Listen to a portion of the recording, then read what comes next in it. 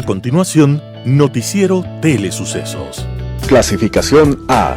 Apto para todo público. Un noticiero pensado para usted porque se lo merece. Nos acercamos a la realidad desde diferentes perspectivas. Noticiero Telesucesos. Primera parte del Noticiero Telesucesos con las noticias más importantes del día. El Noticiero Telesucesos es retransmitido de lunes a viernes a las 7 horas por Radio Planeta Sur 106.1 FM de la ciudad de Loja. Bienvenidos a su noticiero Telesucesos. Este espacio informativo llega gracias a Preescolar El Parque. Estamos seguros de ser únicos por haber creado un lugar especial en que las fantasías de los niños se hacen realidad y haber desarrollado un lugar excepcional para crecer, aprender y ser felices. Con orgullo tenemos la certeza de que somos el centro de desarrollo infantil más avanzado de la ciudad. Comuníquese al 099 7372 081. Sean ustedes bienvenidos a su noticiero Telesucesos. Un día como hoy. A las 4:30 de la mañana, se escuchó el llanto de un niño acabado de nacer. Era Sevilla, del año 1875. El niño fue bautizado como Antonio Machado, y años más tarde, el mundo lo conocería como poeta de alto vuelo. Caminante, son tus huellas el camino y nada más. Nacido de una familia de intelectuales liberales y gracias a sus estudios y lecturas, Machado llevó su vida por el camino anchuroso del libre pensamiento. Y cuando estalló la Guerra Civil Española, se le encontró, por supuesto, de la mano de los revolucionarios republicanos. Pero las garras ensangrentadas del fascismo franquista no le iban a perdonar ni su edad ni su alma de poeta, y tuvo que escapar a Francia, donde murió. Por eso, uno de sus más bellos poemas, difundido por su compatriota, Joan Manuel Serrat, describe su trasegar y la despedida de la patria que no se volverá a ver. Y allá, en esa frontera entre la Francia libre y la España hundida en la noche franquista, se oyó la voz de aquel poeta llorar su exilio. Un día como hoy, 26 de julio de 1875, Antonio Machado estaba naciendo en su Sevilla, de la cual recordaba un viejo patio alumbrado por un limonero que florecía. Y nacía para la poesía y para la libertad. Y hoy lo recordamos. Voy caminando solo, triste, cansado, pensativo y viejo. Las principales noticias del día. Titulares. Riesgo país baja 334 puntos en 10 días tras viaje de ministro de Economía a Washington y por avance en las mesas de diálogo. Reestructuración de deudas en la banca pública arrancan en agosto. Peaje Guayasamín abre nuevo centro de atención al usuario. Normas para una nueva convivencia en los 15 parques metropolitanos. En el segmento de opinión, la Asamblea agotó un único recurso y un nuevo periodo electoral. Los editoriales serán de Talía Flores. La soledad política de Lasso amenaza su estabilidad en la presidencia. José Hernández. Y ahora, ¿cuál es el dilema del presidente? Noticias del día. Riesgo país baja 334 puntos en 10 días tras viaje del ministro de Economía a Washington y por avance de mesas de diálogo. El riesgo país del Ecuador bajó 334 puntos en los últimos 10 días. Pasó de 1.600 puntos alcanzados el 15 de julio durante las mesas de diálogo para buscar una pacificación del país a 1.266 puntos este fin de semana. Los acercamientos del actual ministro de Economía y Finanzas, Pablo Arosemena, a los multilaterales, así como el desarrollo de las mesas de diálogo, podrían ser factores que hayan logrado esta baja. Si bien la reducción del indicador es pronunciada, aún no está en los niveles aceptables ni necesarios de riesgo país para el Ecuador. El ministro de Economía, Pablo Arosemena, explicó que justamente esta baja se debería a su acercamiento con los multilaterales. Recordó que cuando ganó el presidente Guillermo Lasso las elecciones en abril del 2021, el riesgo país bajó al menos unos 500 puntos, al pasar de 1.369 al 8 de marzo a 835 puntos el 13 de abril, en lo que se denominó el efecto Lasso. Esto porque los mercados recibieron el mensaje de que el nuevo mandatario era confiable y que manejaría las finanzas de manera ordenada y sostenible. Pero tras el paro, el riesgo país subió incluso por encima de los niveles previo a elecciones. Para el ministro Arosemena, llegar a los niveles por debajo de 800 puntos que se había mantenido durante este año demorará aún un tiempo. Construir es difícil, mientras que destruir es facilito, dijo. La reestructuración de deudas en la banca pública arranca en agosto. El alivio financiero que comprende la reestructuración de deudas en la banca pública arrancará en la quincena de agosto. Así lo señaló el presidente del directorio de la Corporación Financiera Nacional y Banecuador, Iván Andrade, este 26 de julio de 2022. Los clientes que tengan deudas vencidas de entre $3,000 y $10,000 podrán acceder a la reestructuración en Banecuador. Estos deudores tendrán 3 años de gracia y podrán pagar la obligación en 10 años plazos.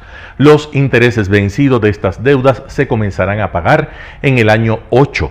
Si el cliente ya tenía operaciones refinanciadas y reestructuradas, podrá volver a aplicar al beneficio, dijo Andrade. Además, el cliente que acceda a la reestructuración obtendrá una calificación de riesgo A1 para mejorar su historial crediticio y acceder a nuevos créditos. La condonación de deudas en la banca pública está vigente desde el pasado 18 de junio. Es un proceso automático, es decir, el cliente no tiene que hacer ningún trámite. Andrade recalcó que la condonación de deudas es total. Esto implica que el cliente no tendrá que pagar el capital del crédito, ni intereses, ni costos adicionales. Esta medida aplica solo para los deudores que al 31 de mayo de 2022 tienen créditos vencidos en Banecuador de hasta $3,000. Peaje Guayasamín abre nuevo centro de atención al usuario. La empresa pública metropolitana de movilidad y obras públicas, EMOB, inauguró un nuevo centro de atención al usuario Peaje Guayasamín, ubicado en la planta baja del establecimiento comercial Ventura Mall, que se encuentra situado en el kilómetro 14,5 de la vía interoceánica que conecta Cumbayá con Tumbaco. En este moderno local, que cuenta con 4 ventanillas, se pueden realizar los siguientes trámites: actualización de datos, cambio de dominio de vehículo, informe de estado de proceso de registro de tag, pospago, proceso para dar de baja el tag y recargas. El horario de atención es de lunes a viernes de 10 a 19 horas, mientras que los fines de semana y feriados el servicio será de 10 a 17 horas. La apertura de este nuevo local reemplazará al centro de atención que actualmente funciona en Mall Scala Shopping y que cerrará sus puertas el próximo 15 de agosto. La EMOB ofrece este servicio a los usuarios frecuentes y ciudadanos que cruzan por este importante eje vial pagado que conecta al Valle de Tumbaco con Quito. Normas para una buena convivencia en los 15 parques metropolitanos. La empresa pública metropolitana de movilidad y obras públicas trabaja arduamente por mantener en óptimas condiciones la red de 15 parques metropolitanos de la ciudad. El horario de los 11 parques metropolitanos que cuentan con accesos controlados es de lunes a domingo de 6 a 18 horas. Pese a que los parques metropolitanos La Carolina, El Ejido, El Arbolito y La Alameda no cuenta con accesos controlados y se trata de espacios abiertos de tránsito peatonal, brindan servicios en el mismo horario que el resto de parques metropolitanos. Cada parque metropolitano cuenta con zonas de juegos infantiles y es importante que el uso sea exclusivo para niños menores de 12 años, puesto que la capacidad del mobiliario urbano fue diseñada especialmente para ellos. Con el fin de prevenir accidentes con los animales que se encuentran en el interior de las lagunas y los humedales, está prohibido el ingreso de mascotas en las áreas y zonas húmedas de los parques metropolitanos Ichimbía, Bicentenario, La Alameda, La Carolina y Equinoccial. De esta forma garantizaremos la vida de la fauna y las mascotas de los usuarios. Sobre la circulación de animales domésticos y de compañía en el espacio público, es obligatorio que los canes vayan acompañados de sus dueños con correa y collar con placa de identificación visual. Además, es importante que los usuarios con mascotas recojan los desechos de las mismas. Cada parque metropolitano cuenta con basureros distribuidos en toda su extensión y es indispensable que los desechos se depositen en estos contenedores o, a su vez, los usuarios puedan llevar consigo la basura. Entrevista del día. La mañana de este martes 26 de julio, Cristian Benavides, alcalde de Tulcán, habló sobre el siguiente tema en Radio Sucesos: evaluación de los sismos en la provincia del Carchi. Veamos la nota. Bueno, vamos a hablar acerca del sismo de ayer en el Carchi, y de hecho los temblores siguen en esa región al norte de nuestro país, y justamente hoy el Instituto Geofísico de la Escuela Politécnica Nacional reportó a través de su Twitter oficial un sismo de 4.1 de magnitud en la provincia del Carchi. Este temblor se registró a las 5:24 de la mañana con una profundidad de 2 kilómetros. Esto muy cerca de San Gabriel, el mismo epicentro de los 3 sismos ocurridos durante la madrugada y mañana del lunes 25 de julio. Como sabemos, magnitud 4.1, 3.5 y 3.7 en la escala de Richter, y que dejaron más de 120 casas afectadas y 8 personas heridas. Justamente por ese tema hemos invitado a Cristian Benavides, alcalde de la ciudad de Tulcán, sobre estas consecuencias y afectaciones por estos sismos que hasta hoy se sintieron en la madrugada. Gracias, alcalde Cristian Benavides, por estar con nosotros. Bienvenido. Primero, pues manifestarles nuestra preocupación. Hemos activado al comité de emergencias desde el día de ayer. Estamos evaluando todavía las afectaciones que existen, ya que, si bien es cierto, se han reportado varias viviendas en los distintos cantones, así como también pues dentro de nuestro perímetro del Cantón Tulcán van apareciendo más viviendas, más personas que van reportando los daños, sobre todo de cuarteaduras, destrucción de techos, paredes en general. Hay varios espacios públicos, de igual manera mercados, escuelas que han sufrido afectaciones también en su infraestructura, así que pues estamos evaluando con todos nuestros equipos técnicos, recorriendo los lugares en los cuales se ha reportado que existen daños materiales. En el caso del Cantón Tulcán, únicamente pues el reporte de una persona que es una persona herida, no de gravedad, sino básicamente por la caída de materiales sobre una de sus manos, pero sin mayor complicación. El resto, pues básicamente lo duro, el grueso de este problema lo ha sufrido la municipalidad, la alcaldía, en este caso del Cantón Espejo y del Cantón Montúfar. En Espejo hay más de 100 viviendas que han sido prácticamente pues destruidas, y pues con todas las familias ahora albergadas en espacios que están al aire libre, con muchos problemas por obviamente la condición del clima, es bastante frío acá, y pues de igual manera en Montúfar más de 60 viviendas. Y en el caso del Cantón Tulcán, si bien es cierto, el registro se habla de 22 viviendas, hasta horas de la noche nosotros registrábamos más de 80, las cuales han venido reportándose a través del EQ 911, y de igual manera nuestros equipos de patrimonio, de obras públicas que están ahora en los distintos sectores de la ciudad. Preocupados por ello, no es un tema previsto, la verdad. Pensábamos que iba a parar simplemente el día de ayer, fue el movimiento más duro a las 8:30 de la mañana aproximadamente, en la cual pues la verdad generó un susto muy grande, pues la gente realmente sí nos preocupamos y nos asustamos, y de igual forma luego hubo pequeñas réplicas, y hoy en la madrugada nuevamente a las 5:30 de la mañana un movimiento bastante fuerte que tiene en alerta a la ciudadanía. Nosotros ahora estamos armando una campaña educativa para saber qué hacer, cómo actuar en momentos de sismos, y de igual manera hemos habilitado un albergue en la ciudad de Tulcán, y lo que constituye a la declaratoria de emergencia, que estamos próximos a hacerla en el COE cantonal. Muy importante, estamos conversando, amigos, con Cristian Benavides, alcalde de Tulcán, sobre las consecuencias de afectaciones tras estos movimientos telúricos que se sintieron en Pichincha, se sintieron también en la parte norte, y por supuesto también hasta Colombia, hasta Ipiales, Túquerres y demás localidades del sur de Colombia, nuestro país vecino. Ahora, alcalde, ayer el presidente Lasso escribió en un mensaje de Twitter en las redes sociales que ante este sismo registrado en el Carchi, equipos de la zona 1 se estarían movilizando para brindar todo el apoyo y la evaluación pertinente a las viviendas afectadas. ¿Qué ayuda han tenido de parte del gobierno central? Bueno, por ahora netamente de evaluación y asesoramiento, no existe ninguna acción en firme.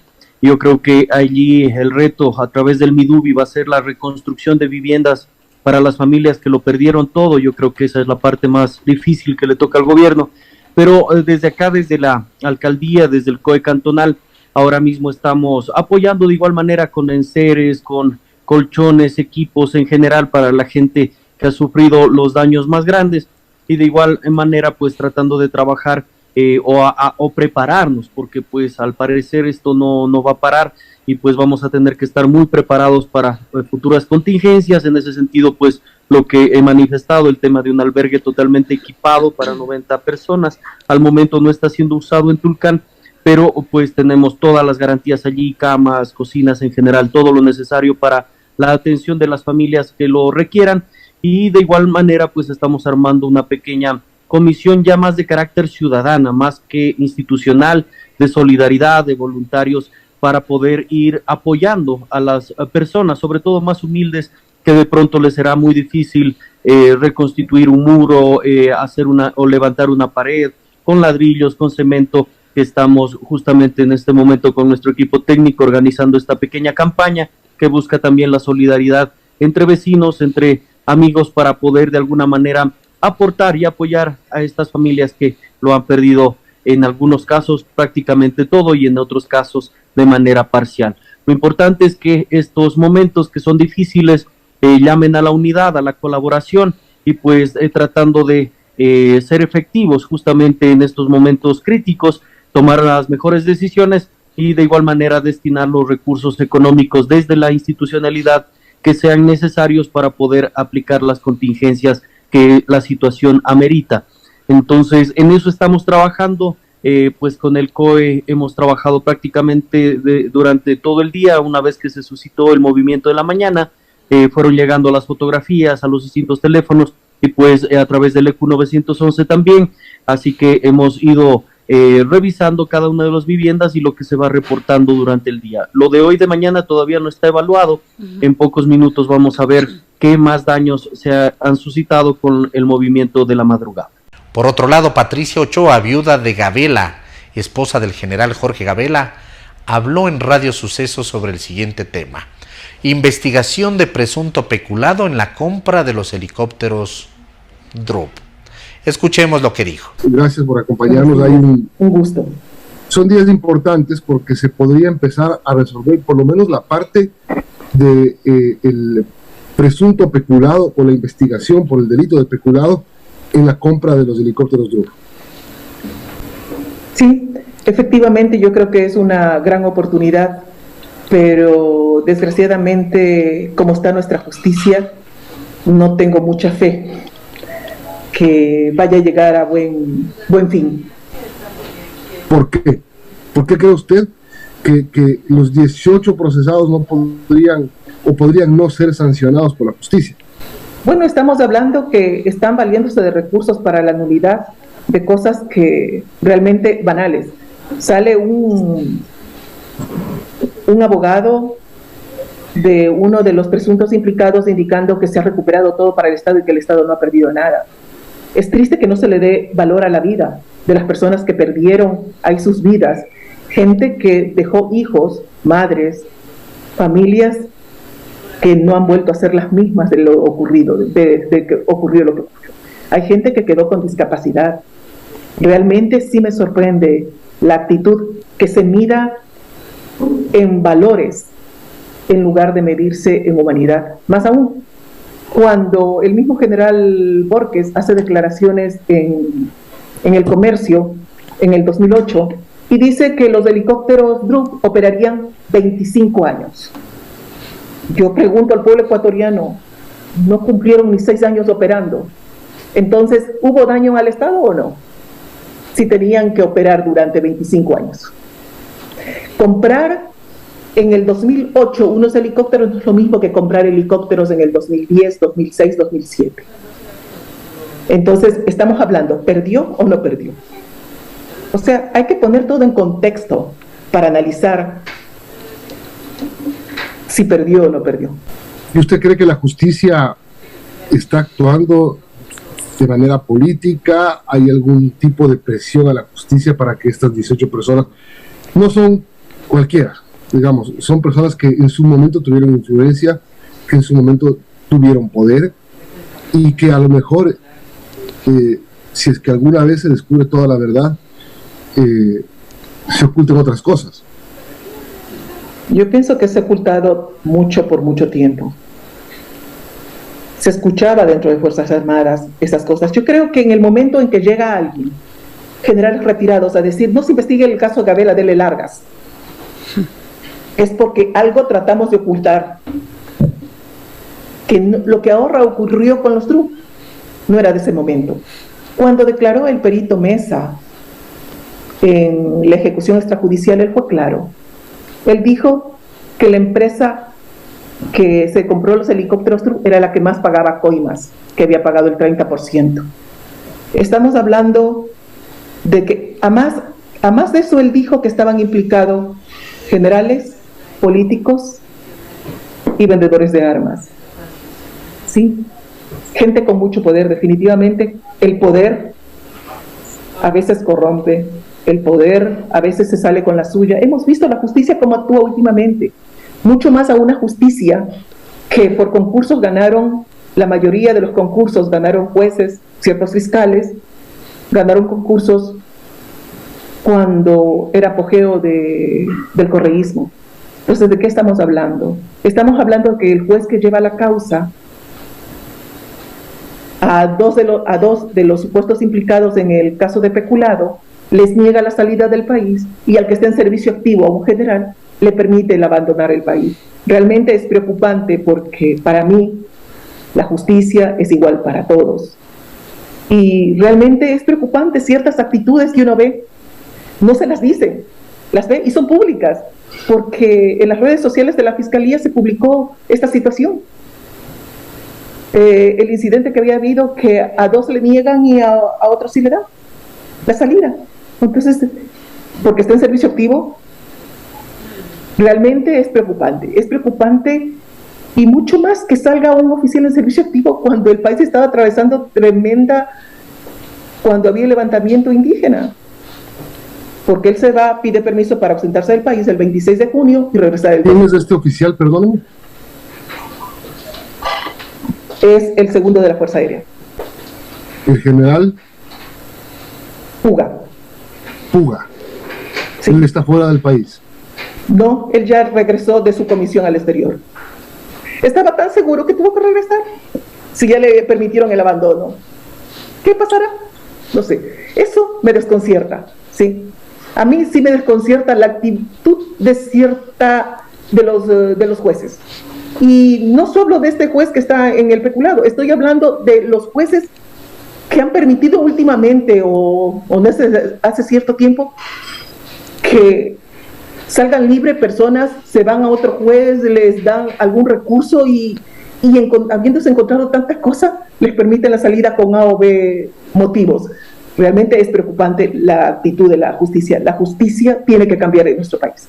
Creo que si no cambia la justicia, no va a haber un caso Gabela resuelto, no va a haber caso DRU resuelto, porque lo que tiene que cambiar en nuestro país es la justicia. Si no hay justicia, es lo que estamos viviendo la sociedad actual en el Ecuador. Sí, por esa falta de justicia.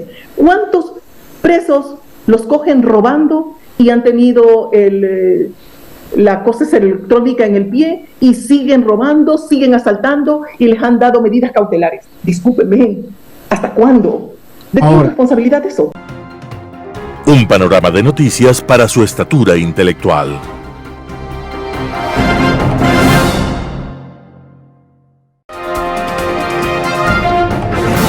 Opinión. Bienvenidos. La Asamblea tiene presidente, vicepresidenta y vicepresidente, segundo vicepresidente. Nuevones, o sea, nuevos. nuevos. Ese es el segundo paso luego de que fracasó el primer intento que pensaba y que buscaba terminar con el gobierno. Lo que no se han dado cuenta por los discursos que escucho de los ungidos es que se les terminó la munición respecto de lo que la Constitución prevé en el artículo 130, numeral 2, para destituir a un presidente de la República. ¿Por qué digo eso? Porque dice la norma que solo lo pueden hacer una sola vez durante un periodo. Así que esa opción se terminó. Cuando escuché a la señora Holguín en su discurso, por supuesto, el discurso que tenía en el papel, porque leía, que lo escribió, que le dictaron, que le enviaron, que es parte de un libreto, ya es lo de menos. Pero dijo una cosa, entre otras, pero la reiteró. Vamos a estar del lado de los pobres, más o menos así, porque ahí había un ruido tipo chirrido más o menos. Vamos a estar nosotros como en defensa de los pobres, de aquellos que nunca han tenido oportunidad. Sí, pero 10 años gobernaron. 10 años gobernaron y no han tenido nunca una oportunidad. Pero además, si habrían hecho una política como la que dicen que hay que hacer pública para blindar que los pobres cada vez sean menos y que nunca vuelvan a ser pobres porque están blindados con políticas públicas extraordinarias, no habría pasado lo que dicen que ha pasado, pues. Sí, a lo mejor hasta nos blindaban de paso del COVID, porque como así hablan y como así verbalizan con cosas tan fáciles, creo que piensan y están convencidos de eso.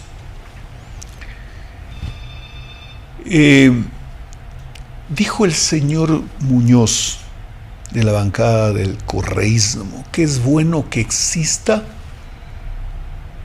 una asamblea de oposición con autoridades de oposición. Por favor, es que es insoportable escuchar eso. ¿Qué sentido tiene? ¿Qué sentido tiene? Cuando más bien se debería aspirar que con la independencia absolutamente marcada y respetada entre las funciones, entre los poderes del Estado, porque aquí son funciones porque se le ocurrió a un tipo decir que son funciones y que había uno que era el súper, que era el presidente de todos. Bueno, ya no pueden volver por esa aventura de destituir al presidente. ¿Qué es lo que se proponen? ¿Boicotear al gobierno? ¿Ese es el plan? ¿De qué manera? De la que sea. Muy bien. En pocas horas se cierra el proceso preelectoral y entramos al proceso electoral. Se me ocurre interpretar que el presidente de la República no será protagonista en este proceso. ¿Por qué? Por una sencilla razón, pues.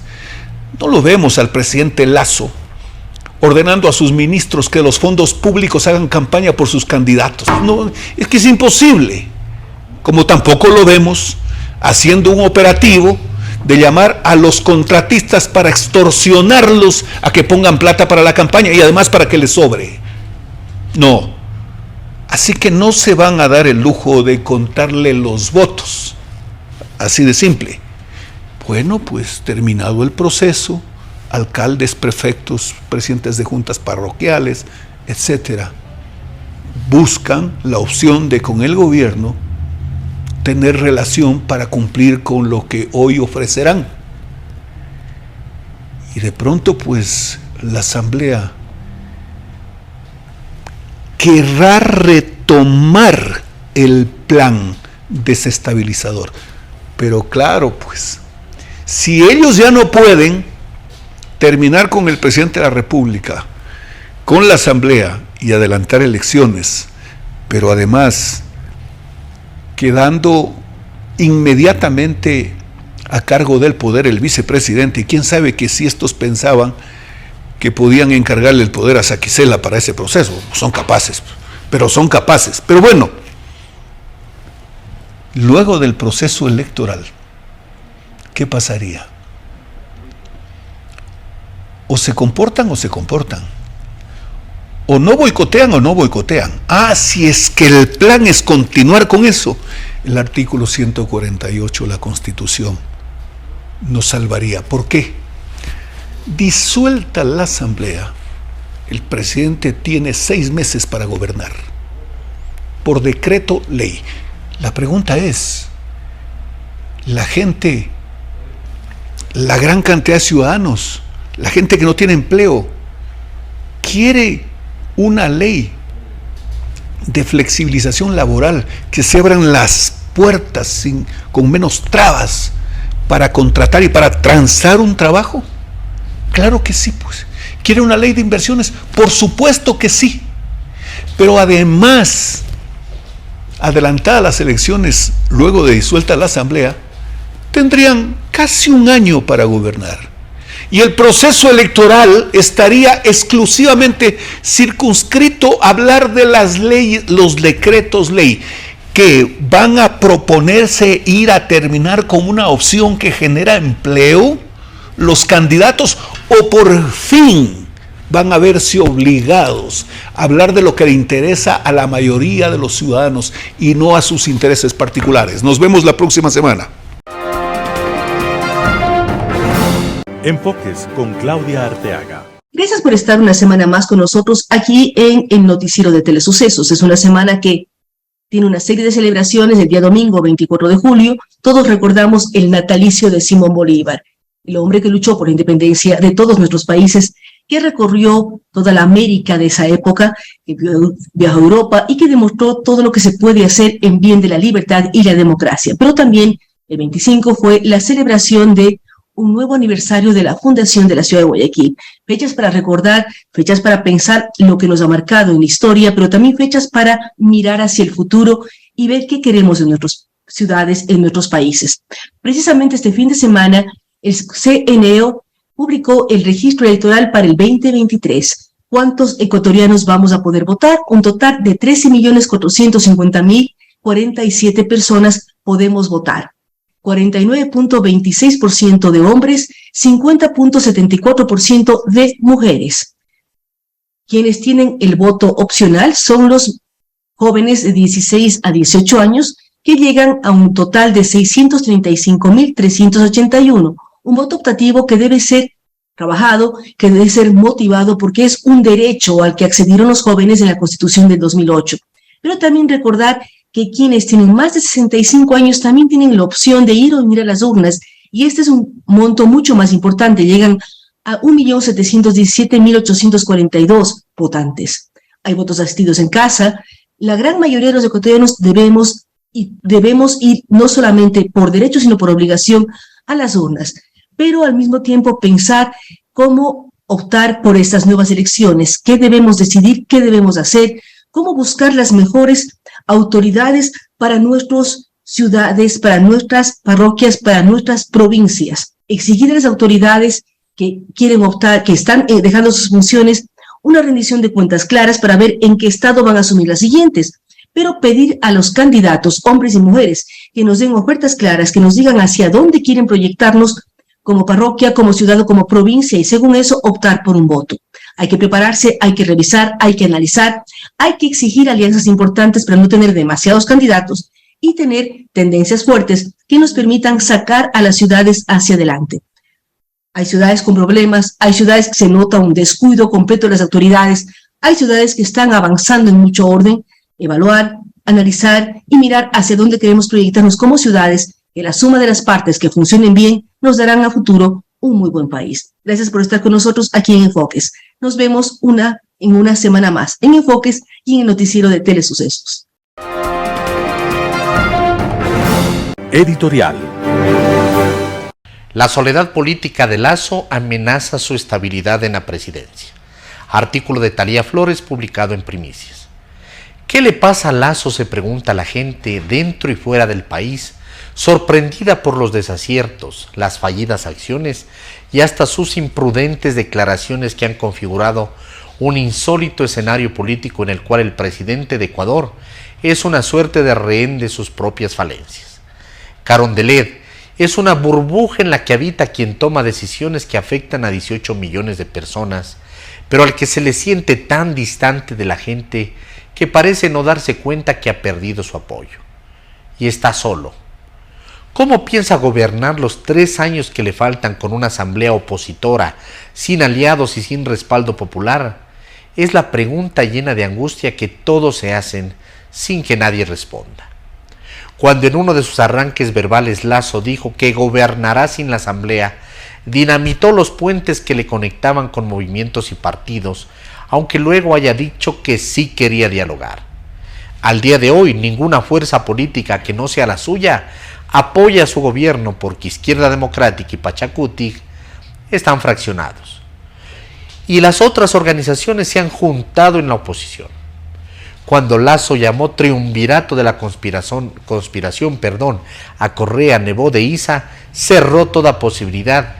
Cuando acusó de evasor de impuestos al ex candidato presidencial de la Izquierda Democrática, Javier Herbas, cometió un desatino al igual que al detener al presidente de la CONAIE, al que elevó a la condición de contradictor político. Resulta insólito, pero la Asamblea Nacional, cuya nueva mayoría se estrenó aprobando con impudencia una ley mordaza, no es el único espacio adverso al gobierno. El plan de impuestos y algunos gestos le han restado apoyos del sector empresarial, que fue un puntal en su triunfo electoral. Y como tampoco se ha enfocado en los sectores sociales, los sectores más necesitados son los que menos le respaldan. Por si faltaba alguien, el influyente gremio del que fue protagonista durante años lo mira con inquietud, luego de que acusara de evasor a Fidel Egas, el mayor banquero del país. 14 meses después de haber asumido el poder, el escenario es funesto, con un entorno palaciego que no le dice lo que está sucediendo, o su primer mandatario no los escucha. Los dos casos son graves, porque si los más cercanos evitan decirle lo que pasa por un temor reverencial, o si el primer mandatario no les hace caso, incumplen sus funciones, mientras que Lasso vive en una realidad paralela, diferente a la del pueblo. Un año atrás tenía cifras históricas de apoyo, que superaban el 70%. Hoy son casi idénticas, pero de desaprobación. Un año atrás, el plan de vacunación era una certeza. El gobierno se esforzaba y el país lo respaldaba. Ahora la gente quiere medicamentos, pero no hay. Quiere trabajo y no encuentra. Quiere paz y es víctima de una violencia atroz. Diversas voces han vuelto a hablar de la consulta popular como una salida ante el vacío político, pero el Ejecutivo mira a otro lado, aunque él mismo la había mencionado, tal como hizo algunas veces con la muerte cruzada. Simplemente el gobierno ha perdido la brújula. Quienes sí saben lo que quieren y tienen una hoja de ruta son los canallas que se apropiaron de las riquezas del país en tiempos de bonanza y quieren volver por más, para lo cual tienen un plan que incluye apoderarse de las instituciones de control y la justicia para lavar sus crímenes. De esto se ha hablado una y otra vez, pero aquellos que prometieron en campaña cerrarles el paso, hacerles que paguen ante la justicia y recuperar los miles de millones que se llevaron, a punta de errores, funestas amnistías y acuerdos vergonzantes de ocasión, han pavimentado avenidas para que se vuelvan impunes. Así, el país está en un abismo. Por si no fuese suficiente, cada vez que el presidente Lasso interpreta las críticas a conveniencia, también se equivoca. Prefiero ser ingenuo a tener hombres o mujeres del maletín comprando votos, declara, como respuesta a que su gobierno es ingenuo. Pero la ingenuidad no es una virtud y su opuesto no es la corrupción. En política, ingenuidad no es atisbar los escenarios, no conocer la política ni a los políticos. Tiempo atrás, en el caso Glass, dijo que le habían pedido metiera la mano en la justicia. Cuando él reclamó fue por la negligencia de sus funcionarios del SNAI y del Ministerio de Gobierno que, sin chistar palabra, se allanaron al informe de los médicos de Glass y propiciaron se lo dejara libre. Solo la presión del país les obligó a actuar ceñidos a la ley, como también se consiguió tiempo después. Se elimine un decreto de estado de excepción con insólitos errores que el presidente había firmado, siendo, como dijeron, un borrador. También la presión de las redes estos días les llevó a cambiar en horas de la noche al subsecretario de Minas que designaron, a pesar de estar involucrado en el reparto de hospitales. Lo que ya no podrán enmendar es haber puesto en la terna para superintendente de bancos, firmada por Lasso, a un personaje con impedimento legal, conflictos de intereses y vinculado al correísmo. Tantos errores, tantas falencias, pero en Carondelet creen que todo va bien. Consummatum est. Guillermo Lasso es hoy un ex banquero que ha perdido su capital político y está solo. Su propia estabilidad en la presidencia está en riesgo. Artículo de Talía Flores, publicado en Primicias. Y ahora, ¿cuál es el dilema del presidente? José Hernández, 4 pelagatos. ¿Muerte cruzada o manejo responsable de la economía? Ese fue el dilema que enfrentó el presidente Guillermo Lasso en octubre del año pasado. Entonces sostenía la alianza con Pachacutic, la izquierda democrática y algunos independientes, que permitía mantener en la presidencia de la Asamblea a Guadalupe Llori, a Virgilio Saquicela en la primera vicepresidencia y a Yesenia Guamaní en la segunda. Ahora no hay un dilema claramente definido. Guadalupe Llori ha sido reemplazada por Virgilio Saquicela, devenido rehén de la nueva mayoría constituida por correístas, los mal llamados rebeldes de Pachacutic, los oportunistas de la izquierda democrática y un bloque de independientes. El oficialismo apenas tiene un voto en el CAL. En claro, el gobierno no puede esperar nada de la Asamblea Nacional. Y a lo sumo, el presidente en su papel de colegislador podrá dedicarse a anunciar vetos parciales o totales a leyes que no irán en la dirección prometida por él.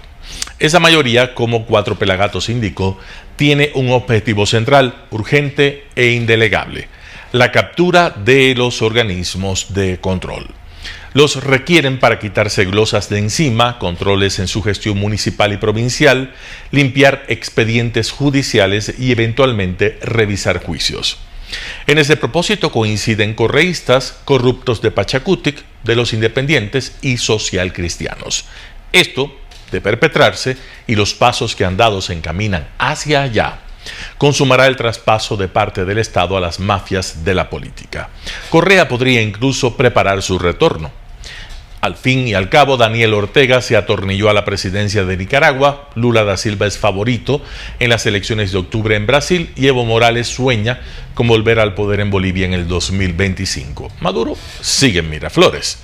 Este escenario, que ha estado presente desde que Correa quiso canjear votos en la Asamblea a cambio de una comisión de la verdad para invalidar su juicio, ha dejado de ser hipotético. La Asamblea no es solo el reducto conquistado de la oposición, es el cuartel general de sectores políticos con altos índices delincuenciales que quieren arrebatar al Estado para su beneficio la facultad de controlar las cuentas públicas y perseguir delitos.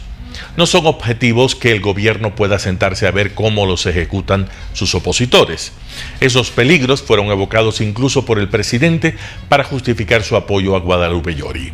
Pero ahora que el libreto está en proceso de ejecución, el oficialismo no ha dicho cómo lo piensa contrarrestar. Las movidas de la oposición restituyen el dilema que el presidente Lasso zanjó en octubre pasado a favor del manejo responsable de la economía. Se jugó por ese factor porque abrigaba la expectativa de pasar leyes, envió algunas, mientras bloqueaba el intento de alzarse con los organismos de control. Se entendió que para que eso sirvió de algo, tendría que ser a cambio de la mayoría del Consejo de Participación, y el gobierno apostó a ganar tiempo y evitó así la muerte cruzada. Pero ahora se ha quedado sin pan ni pedazo. Perdió el manejo de la Asamblea. Es insoslayable que tenga que archivar leyes que necesita, por ejemplo, para atraer inversión o para crear empleo. En el frente legislativo, el gobierno queda reducido a administrar una minoría de bloqueo. No se ve estrategia alguna ante el operativo de erosión democrática que la nueva mayoría ha enganchado. El dilema de Lasso no se reduce a tener un escenario adverso que limita seriamente las posibilidades de que el manejo de la economía sea exitoso. Ahora tiene un horizonte institucional que ya no empuja hacia el inmovilismo, sino abiertamente hacia el retroceso democrático. Lasso podría encontrarse gestionando la economía y gastando capital político, mientras la oposición antidemocrática fortalece la demolición republicana. Esto ya es evidente con la aprobación de una ley de comunicación mordaza. En este sentido, es dramático ver a Francisco Jiménez, ministro de la Política, salir a cantinflear en entrevistas en que nada dice, mientras la oposición se comporta como un Pac-Man. El problema de Jiménez no son sus intenciones, a suponer que no sea un correísta irredento, son los resultados. Y por lo visto no es solo él quien no sabe qué hacer. Diego Ordóñez, asesor del presidente en un programa de radio, Descifrando, tampoco tuvo respuesta a la única pregunta válida en este momento: ¿qué hará el gobierno ante la nueva mayoría de la Asamblea? ¿Puede el presidente provocar un sacudón? Hay sectores que preconizan ir a una consulta popular. Se antoja que esa respuesta es insuficiente para contrarrestar este peligro en curso. Los autoritarios ya se están alzando con el país. Y hasta ahora, nada dice el presidente. José Hernández, 4 Pelagatos. Noticias internacionales. Preocupa la rápida propagación de la viruela del mono. 2 meses han pasado desde que el primer caso de viruela del mono fuera confirmado en Estados Unidos, y ahora el país cuenta con casi 3.000 contagios. Las vacunas están disponibles, pero de manera limitada, mientras preocupa la rápida difusión del brote. En particular, dice la Organización Mundial de la Salud, no hay muchas evidencias de que el virus continúe propagándose solamente dentro de comunidades específicas, como la homosexual y bisexual. Esto realmente podría ser como el canario en la mina, que nos está alertando sobre una nueva amenaza de enfermedad que podría propagarse a otros grupos. Con 75 países que han registrado casos, algunos por primera vez, la OMS afirma que se necesita una respuesta internacional coordinada para evitar que el virus se propague más y se convierta potencialmente en una pandemia. De hecho, a pesar de que su tasa de mortalidad sea baja, las categorías más vulnerables podrían estar en peligro de una enfermedad grave. Creo que la cantidad de casos continuará y persistirá, y sospecho que en el transcurso de quizás los próximos 4 a 6 meses esto se estabilizará y la cantidad de casos comenzará a disminuir, y eso será porque obtuvimos un mejor manejo de las medidas de transmisión y control. La Casa Blanca sopesa la conveniencia de declarar la viruela del mono como una emergencia sanitaria en Estados Unidos para dar al gobierno más poder de actuar frente al brote. Recordamos que aún no hay fallecidos en Estados Unidos por este virus, entonces la administración Biden podría también no declarar una emergencia. Al mismo tiempo, sus funcionarios intentan evitar que el virus se arraigue en Estados Unidos. Primero es ampliar drásticamente la adquisición, producción y distribución de vacunas. Segundo, ampliar significativamente el acceso a las pruebas. Tercero, ampliar significativamente el acceso a los tratamientos. Y cuarto, llegar a las comunidades más afectadas por el virus. Los funcionarios esperan tomar una decisión sobre la declaración de emergencia a finales de esta semana, vinculada a un anuncio planificado de que se distribuirán alrededor de 800,000 dosis adicionales de vacunas. Desde la Casa Blanca, Washington, Jacopo Luzzi, Voz de América. El rastro de desolación que Rusia deja en poblaciones ucranianas. Los combates continúan sin grandes avances en Ucrania, aunque sí se han producido bombardeos esporádicos en varias zonas. Imágenes como esta, publicadas por la Policía Nacional de Ucrania, muestran las ruinas de una escuela en la ciudad ucraniana oriental de Bakhmut, después de un bombardeo con misiles. El ataque tuvo lugar en la madrugada del domingo y dejó la escuela prácticamente inservible. Un portavoz de la policía dijo que no había nadie en el edificio en ese momento. Según la inteligencia británica, las hostilidades siguen tanto en el Donbass como en la región sureña de Jersón. Kiev apunta que las fuerzas ucranianas han pasado de la defensa a la contraofensiva en esta última región. Por su parte, el Ministerio de Defensa de Rusia ha difundido estas imágenes del despliegue de más material militar en Ucrania. Mientras tanto, en la región nororiental de Kharkov, la alcaldesa de Chuhuiv dijo que su ciudad había sido alcanzada por 12 cohetes en la madrugada del lunes. No tenía claro si había muerto alguien, pero dijo que temía que se encontraran personas bajo los escombros. Todos estos años, nuestra sociedad, los ciudadanos han estado creando y construyendo unas condiciones de vida adecuadas, y ahora el enemigo está destruyendo todo esto, matando a niños, habitantes que viven en paz. Es muy difícil describir todo esto. Se cree que Kharkov, la segunda ciudad más grande de Ucrania, es uno de los próximos objetivos de Vladimir Putin, aunque los militares ucranianos que patrullan sus alrededores dudan de que Moscú tenga el número de tropas en la zona para tomarla. Croacia inaugura el Puente de la Unión, obra que une finalmente al país y evita cruzar por la parte de Bosnia. Croacia inaugura el tan esperado Puente de Pelješac, una mega construcción que une su costa meridional con el resto del país. De esta manera, los 90.000 habitantes de la zona pueden transportarse sin tener que cruzar territorio bosnio. Una ruta larga y tediosa que cuenta con 2 controles fronterizos. Solo ahora nos estamos convirtiendo en parte de Croacia, porque la gente de aquí estaba simplemente aislada y se veía obligada a viajar a través de 2 pasos fronterizos para llegar al resto del país. Ya no tendremos que depender del ferry, no tendremos que esperar en 2 pasos fronterizos. Esta espera en la cola de la frontera podía durar de 5 minutos a 2 horas y media a menudo. Era realmente agotador, y estas circunstancias creaban una especie de amargura entre la gente que vive aquí. Tras la desintegración de Yugoslavia a principios de la década de los 90, las fronteras de sus repúblicas federales se convirtieron en las de los nuevos estados. La región de Dubrovnik, la perla del mar Adriático, quedó aislada del resto de Croacia por la salida al mar de Bosnia. Hay demasiada gente, hay demasiada espera, tanto cuando se necesita como cuando no se necesita, así que por fin tenemos un puente. 4 años después de ingresar en la Unión Europea, en 2013 Croacia obtuvo 357 millones de euros del bloque para financiar el proyecto. Quiere decir el 85% del coste estimado de 420 millones de euros.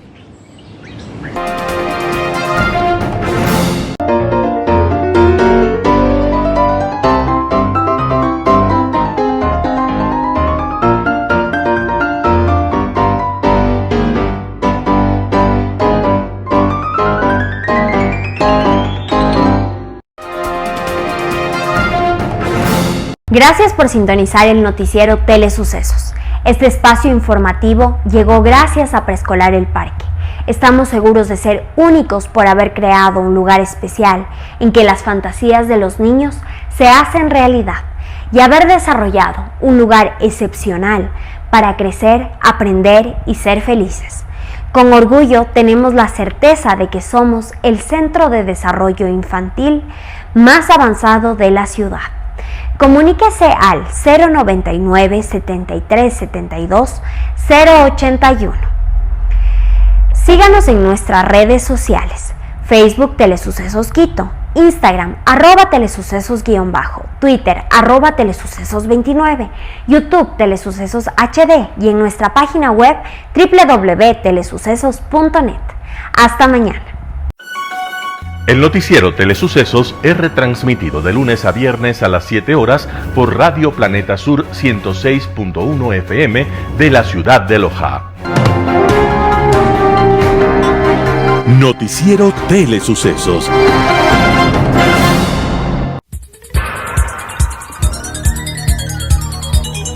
Las opiniones vertidas en este espacio por la producción y dirección del programa son de exclusiva responsabilidad de sus autores y de quienes intervienen en ellos.